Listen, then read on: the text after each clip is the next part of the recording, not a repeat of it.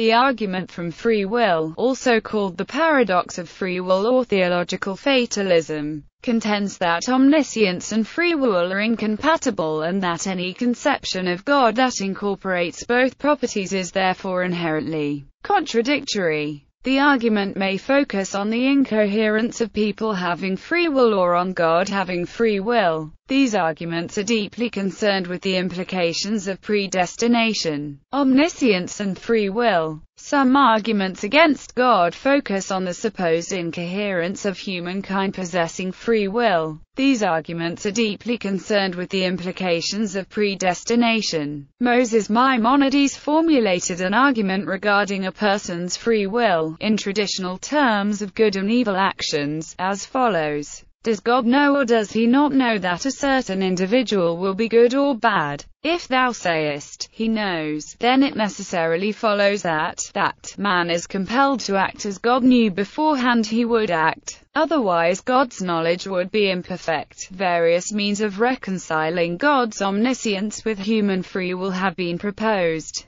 Counters reconceptualizing free will. God can know in advance what I will do, because free will is to be understood only as freedom from coercion, and anything further is an illusion. This is the move made by compatibilistic philosophies. The sovereignty of God, existing within a free agent, provides strong inner compulsions toward a course of action, and the power of choice. The actions of a human are thus determined by a human acting on relatively strong or weak urges and their own relative power to choose. Bhaktivedanta Swami Prabhupada has stated that man does have limited free will. He can decide whether or not to surrender to the will of Krishna. All other material happenings and their implications are inconceivably predestined. Counters reconceptualizing omniscience. Molinism argues that God not only knows the singular outcomes of all our future free choices, but also knows what singular free choices would have eventuated in any possible circumstance.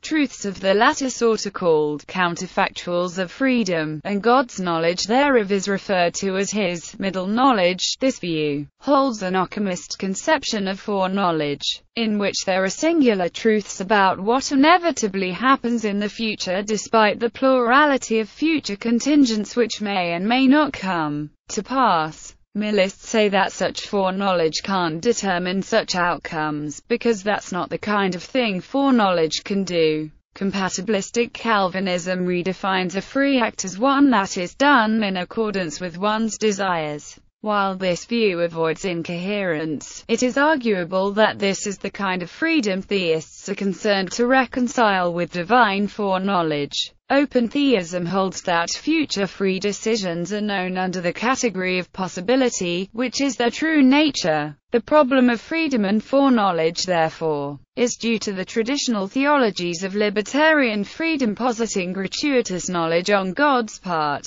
which overextends God's settled knowledge to the realm of unsettled possibilities. God is outside time, a proposition first offered by Boethius and later by Thomas Aquinas, and C.S. Lewis suggests that God's perception of time is different, and that this is relevant to our understanding of our own free will. In his book Mere Christianity, Lewis argues that God is actually outside time and therefore does not foresee events, but rather simply observes them all at once. He explains, but suppose God is outside and above the timeline. In that case, what we call tomorrow is visible to him in just the same way as what we call today. All the days are now for him. He does not remember you doing things yesterday, he simply sees you doing them, because, though you have lost yesterday, he has not. He does not foresee you doing things tomorrow, he simply sees you doing them, because, though tomorrow is not yet there for you, it is for him. You never supposed that your actions at this moment were any less free because God knows what you are doing.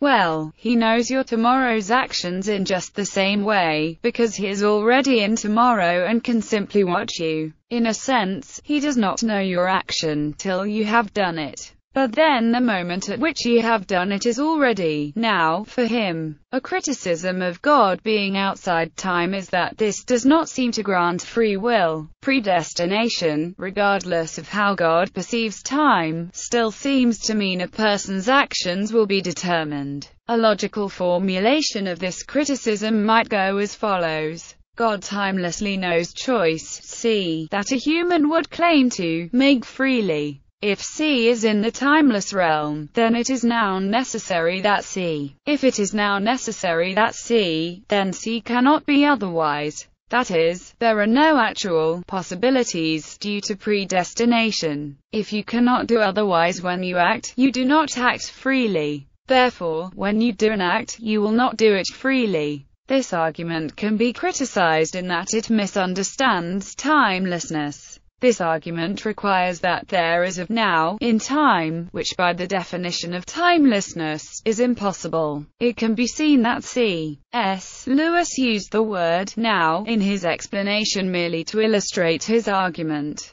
God's free will. Dan Barker suggests that this can lead to a free will argument for the non-existence of God, on the grounds that God's omniscience is incompatible with God having free will, and that if God does not have free will, God is not a personal being. Theists generally agree that God is a personal being and that God is omniscient, but there is some disagreement about whether omniscient means knows everything that God chooses to know and that is logically possible to know, or instead, the slightly stronger, knows everything that is logically possible to know. These two terms are known as inherent and total omniscience, respectively. If omniscient is used in the first sense, then the argument's applicability depends on what God chooses to know, and therefore it is not a complete argument against the existence of God. In both cases, the argument depends on the assumption that it is logically possible for God to know every choice that he will make in advance of making that choice. It may be that omniscient is simply not a precise enough term to describe how and what God knows.